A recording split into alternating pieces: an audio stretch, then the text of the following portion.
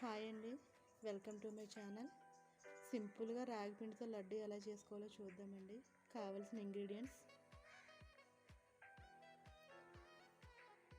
జీడిపప్పు, బాదం, కిస్మిస్, బెల్లం,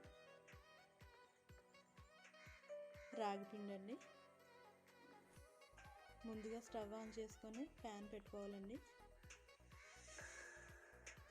ప్యాన్ పెట్టుకున్న తర్వాత 2 స్పూన్ల నెయ్యి యాడ్ చేసుకోవాలండి. నిజంగా ఈ రెసిపీ అయితే నిజంగా చాలా హెల్దీ అండి. చిన్నపిల్లలకు కూడా ఎంతో హెల్దీ. చిన్నపిల్లలకి ఈవినింగ్ స్నాక్స్లో కూడా పెట్టవచ్చు.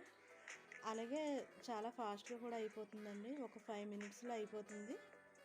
మ్యాగీ అంటాం కదా, మ్యాగీ కన్నా ఫాస్ట్గా అవుతుంది. అది హెల్దీ కాదు, ఇది మాత్రం హెల్దీ అండి.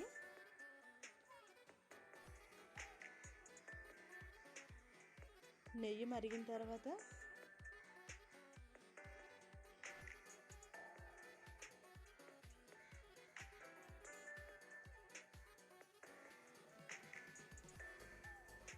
ఇప్పుడు నెయ్యి మరిగింది కదండి. నెయ్యి మరిగాక జీడిపప్పు లైట్గా బ్రౌన్ కలర్ వచ్చేంత వరకు వేపుకోవాలండి.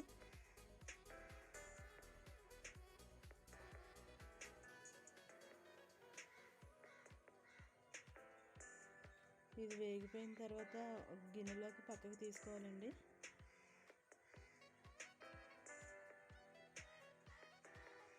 తర్వాత కిస్మిస్, బాదం కూడా వేపుకోవాలండి.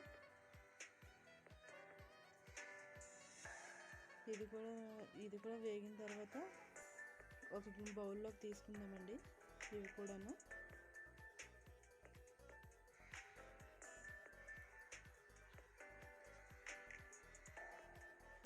ఇలా బౌల్లోకి తీసుకోవాలండి. తీసుకొని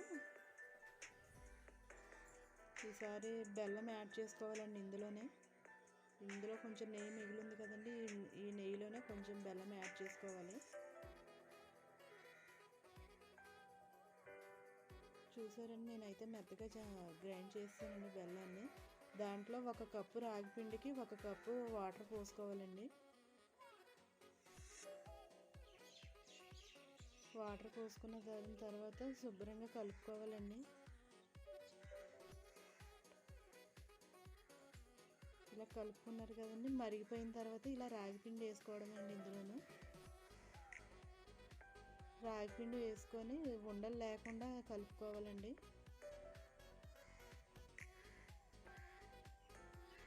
ఉండలు లేకుండా మెత్తగా బాగా కలుపుకోవాలండి. రాగిపిండి మొత్తం ఒకసారి వేసేయకండి. రాగిపిండి ఒకసారి వేస్తే ఉండ అయిపోతుందేమో. కొంచెం కొంచెంగా వేసుకోండి.